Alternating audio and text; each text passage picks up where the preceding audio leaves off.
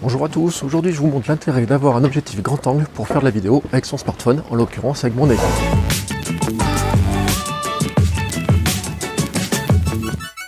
Il y a quelques jours dans un épisode de podcast, on discutait avec Thibaut de photos, de matériel photo, et notamment de l'intérêt d'avoir un objectif grand angle sur un smartphone. J'ai décidé de vous montrer en vidéo l'intérêt d'avoir ce fameux objectif grand angle, mais avant de vous en parler plus, j'ai rendez-vous chez mon coiffeur pour s'occuper de ce désastre capillaire.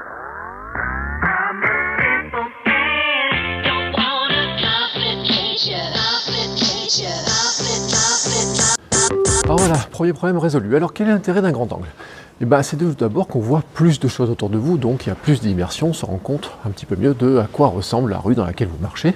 Et puis c'est un gros avantage aussi, c'est que quand vous filmez comme moi sans écran de retour, vous êtes sûr, vous êtes dans le cadre, ce qui n'est pas forcément le cas avec la focale classique de l'iPhone. Alors il y a bien sûr en plus des endroits où les rues, par exemple, sont pas très larges et où le grand angle permet de montrer vraiment ce qu'il y a dans la rue. Ici, je suis dans une rue où je peux à peine tendre les bras et je touche les deux côtés.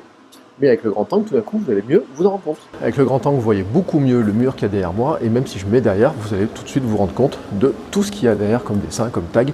Avouez que ça aurait été dommage de ne pas vous montrer tout ce que j'avais derrière. Alors bien sûr, le grand angle n'est pas sans défaut, notamment l'un principal qui peut être la déformation, qui est induite par les optiques tout simplement, mais on peut avoir une déformation qui sera plus ou moins visible, ça dépend ce que vous avez filmé. Alors ici, je fais exprès de passer dans une petite rue, où les murs ont des chances d'être un petit peu arrondis. Et encore, je ne suis pas sur un fisheye où là, la déformation serait vraiment plus importante, mais elle est aussi voulue, alors, il y a un côté artistique. L'autre problème, vous vous êtes rendu compte sur le début de la vidéo, c'est que forcément, vous avez rajouté un complément optique, donc des lentilles, et donc des sources de désagréments, notamment au niveau de la lumière. Donc vous avez vu sur ma première vidéo, où j'ai pris un éclat de lumière du soleil en plein dans l'objectif, et ça a fait cette espèce d'halo lumineux qui n'est pas très beau. Je vous propose un autre exemple. Ici, je suis sur la place de Jaude à Clermont-Ferrand, qui est une des plus grandes places. Et donc, vous voyez avec le grand angle, vous voyez tout ce qui est autour de moi.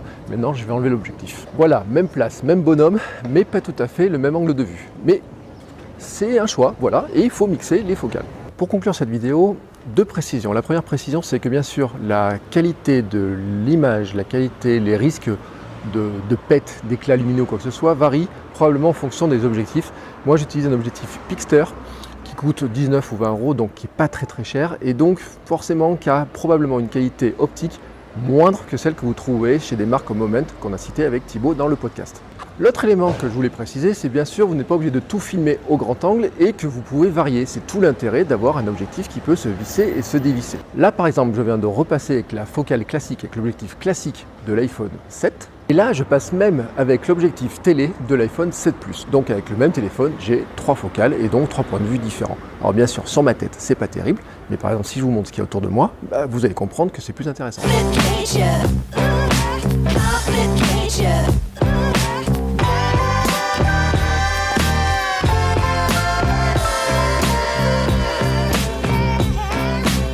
Voilà, cette vidéo se termine. J'espère que vous avez compris l'intérêt de filmer avec un grand objectif ou de varier les focales.